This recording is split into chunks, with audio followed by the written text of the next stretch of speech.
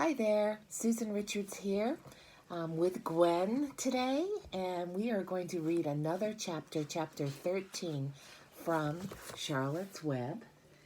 This chapter is called Good Progress. As you recall, the animals had a meeting in the barn at our last chapter, and Charlotte is trying to find some new words to weave into her web. I believe that the gander suggested a word, and we're going to see how Charlotte weaves that into her web, learn a little bit about how spiders weave their webs, and a whole lot of other fun information in this chapter called Good Progress. Far into the night, while the other creatures slept, Charlotte worked on her web. First, she ripped out a few of the orb lines near the center. She left the radio lines alone, as they were needed for support. As she worked, her 8 legs were a great help to her. So were her teeth. She loved to weave, and she was an expert at it.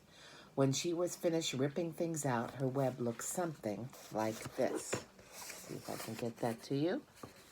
There we go. Kind of a big empty hole in the middle of that web. A spider can produce several kinds of thread. She uses a dry, tough thread for foundation lines, and she uses a sticky thread for snare lines, the ones that catch and hold insects. Charlotte decided to use her dry thread for writing the new message. If I write the word terrific with sticky thread, she thought, every bug that comes along will get stuck in it and spoil the effect. Now, let's see. The first letter is T. Charlotte climbed to a point at the top of the left side of the web.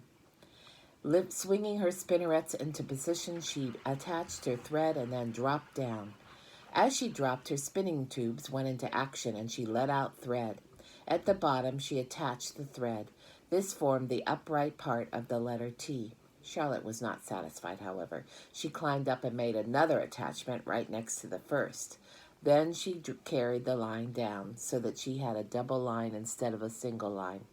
It will show up better if I make the whole thing with double lines. She climbed back up, moved over about an inch to the left, touched her spinnerets to the web, and then carried a line across to the right, forming the top of the T. She repeated this, making it double. Her 8 legs were very busy helping.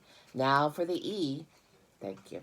Charlotte got so interested in her work, she began to talk to herself, as though to cheer herself on. If you had been sitting quietly in the barn cellar that evening, you would have heard something like this.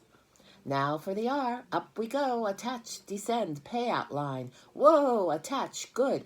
Up you go. Repeat.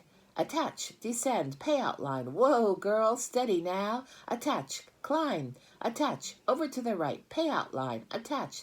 Now right and down and swing that loop and around. Now into the left. Attach, climb, repeat. Okay, easy. Keep those lines together. Now then, out and down for the leg of the R. Payout line. Whoa, attach, ascend, repeat. Good girl. And so, talking to herself, the spider worked at her difficult task. When it was completed, she felt hungry. She ate a small bug that she had been saving. Then she slept. Next morning, Wilbur arose and stood beneath the web. He breathed the morning air into his lungs. Drops of dew, catching the sun, made the web stand out clearly. When Lurvy arrived with breakfast, there was the handsome pig, and over him, woven neatly in block letters, was the word terrific, another miracle. And there, you got it right there. I can get it closer. There's good old Wilbur with a web, and terrific in it. Lurvy rushed and called Mr. Zuckerman. Mr. Zuckerman rushed and called Mrs. Zuckerman. Mrs. Zuckerman ran to the phone and called the Arables. The Arables climbed into their truck and hurried over. Everybody stood at the pig pen and stared at the web and read the word over and over, while Wilbur, who really felt terrific, stood quietly, swelling out his chest and swinging his snout from side to side. Terrific, breathed Zuckerman in joyful admiration. Edith, you better phone the reporter on the Weekly Chronicle and tell him what has happened. He will want to know about this. He may want to bring a photographer. There isn't a pig in the whole state that is as terrific as our pig. The news spread. People who had journeyed to see Wilbur when he was some pig came back again to see him now that he was terrific. That afternoon, when Mr. Zuckerman went to milk the cows and clean out the tie-ups, he was still thinking about what a wondrous pig he owned. "Lurvy," he called, "there is to be no more cow manure thrown down into that pig pen. I have a terrific pig. I want that pig to have clean, bright straw every day for his bedding. Understand?" "Yes, sir," said Lurvy. "Furthermore," said Mr. Zuckerman, "I want you to start building a crate for Wilbur. I have decided to take the pig to the county fair on September 6th. Make the crate large and paint it green with gold letters." "What will the letters say?" asked Lurvy. "They should say Zuckerman's famous pig." Lurvy picked up a pitchfork and walked away to get some clean straw. Having such an important pig was going to mean plenty of extra work, he could see that.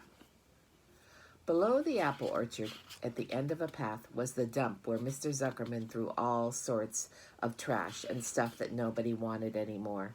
Here in a small clearing hidden by young alders and wild raspberry bushes was an astonishing pile of old bottles and empty tin cans and dirty rags and bits of metal and broken bottles and broken hinges and broken springs and dead batteries and last month's magazines and old discarded dish mops and tattered overalls and rusty spikes and leaky pails and forgotten stoppers and useless junk of all kinds, including a wrong-sized crank for a broken ice cream freezer. Templeton knew the dump and liked it. There were good hiding places there, excellent cover for a rat. There was usually a tin can with food still clinging to the inside. Templeton was down there now, rummaging around. When he returned to the barn, he carried in his mouth an advertisement he had torn from a crumpled magazine. "How's this?" he asked, showing the ad to Charlotte. It says, "Crunchy." Crunchy would be a good word to write in your web. "Just the wrong idea," replied Charlotte. "Couldn't be worse. We don't want Zuckerman to think Wilbur is crunchy. He might start thinking about crisp, crunchy bacon and tasty ham. That would put ideas into his head. We must advertise Wilbur's noble qualities, not his tastiness. Go get another word, please, Templeton." The rat looked disgusted, but he sneaked away to the dump and was back in a while with a strip of cotton cloth. "How's this?" he asked. "It's a label off an old shirt." Charlotte examined the label. It said, "Pre-shrunk." "I'm sorry, Templeton," she said, "but pre-shrunk is out of the question. We want Zuckerman to think Wilbur is nicely filled out, not all shrunk up. I'll have to ask you to try again." "What do you think I am, a messenger boy?" grumbled the rat. "I'm not going to spend all my time chasing down to the dump after advertising material." "Just once more, please," said Charlotte. "I'll tell you what I'll do," said Templeton. "I know where there's a package of soap flakes in the woodshed. It has writing on it. I'll bring you a piece of the package." He climbed the rope that hung on the wall and disappeared through a hole in the ceiling. When he came back, he had a strip of blue and white cardboard in his teeth. "There," he said triumphantly. "How's that?" Charlotte read the words, "With new, radiant action." "What does it mean?" asked Charlotte, who had never used any soap flakes in her life. "How should I know?" said Templeton. "You asked for words and I brought them. I suppose the next thing you'll want me to fetch is a dictionary." Together they studied the soap ad. "With new, radiant action," repeated Charlotte slowly. "Wilbur," she called. Wilbur, who was asleep in the straw, jumped up. "Run around," commanded Charlotte. "I want to see you in action, to see if you are radiant."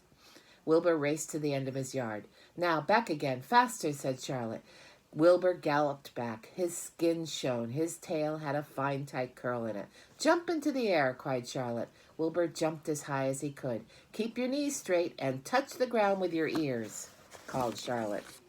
Here he is, jumping up and down. He does look pretty radiant. I think Charlotte's going to find that too. Wilbur obeyed. "Do a backflip with a half twist in it," cried Charlotte. Wilbur went over backwards, writhing and twisting as he went. "Okay, Wilbur," said Charlotte. "You can go back to sleep." "Okay, Templeton, the soap ad will do. I guess I'm not sure Wilbur's action is exactly radiant, but it's interesting." "Actually," said Wilbur, "I feel radiant." "Do you?" said Charlotte, looking at him with affection. "Well, you're a good little pig, and radiant you shall be. I'm in this thing pretty deep now. I might as well go the limit." Tired from his romp, Wilbur lay down in the clean straw. He closed his eyes. The straw seemed scratchy, not as comfortable as the cow manure, which was always delightfully soft to lie in. So he pushed the straw to one side and stretched out in the manure. Wilbur sighed. It had been a busy day, his first day of being terrific. Dozens of people had visited his yard during the afternoon, and he had to stand and pose looking as terrific as he could. Now he was tired. Fern had arrived and seated herself quietly on her stool in the corner. "Tell me a story, Charlotte," said Wilbur, as he lay waiting for sleep to come. "Tell me a story." So Charlotte, although she too was tired, did what Wilbur wanted. "Once upon a time," she began, "I had a beautiful cousin who managed to build her web across a small stream. One day, a tiny fish leaped into the air and got tangled in the web. My cousin was very much surprised, of course. The fish was thrashing wildly. My cousin hardly dared tackle it, but she did. She swooped down and threw great masses of wrapping material around the fish and fought bravely to capture it." "Did she succeed?" asked Wilbur. "It was a never-to-be-forgotten battle," said Charlotte. "There was the fish, caught only by one fin, and its tail wildly thrashing and shining in the sun. There was the web, sagging dangerously under the weight of the fish." "How much did the fish weigh?" asked Wilbur eagerly. "I don't know," said Charlotte. "There was my cousin, slipping in, dodging out, beaten mercilessly over the head by the wildly thrashing fish, dancing in, dancing out, throwing her threads and fighting hard. First she threw a left around the tail. The fish lashed back. Then a left to the tail and a right to the midsection. The fish lashed back. Then she dodged to one side and threw a right and another right to the fin. Then a hard left to the head, while the web swayed and stretched." "Then what happened?" asked Wilbur. "Nothing," said the Charlotte. "The fish lost the fight. My cousin wrapped it up so tight it couldn't budge." "Then what happened?" asked Wilbur. "Nothing," said Charlotte. "My cousin kept the fish for a while, and then, when she got good and ready, she ate it." "Tell me another story," begged Wilbur. So Charlotte told him about another cousin of hers who was an aeronaut. "What is an aeronaut?" asked Wilbur. "A balloonist," said Charlotte. "My cousin used to stand on her head and let out enough thread to form a balloon. Then she'd let go and be lifted into the air and carried upward on the warm wind." "Is that true?" asked Wilbur. "Or are you just making it up?" "It's true," said Charlotte. "I have some very remarkable cousins. And now, Wilbur, it's time you went to sleep."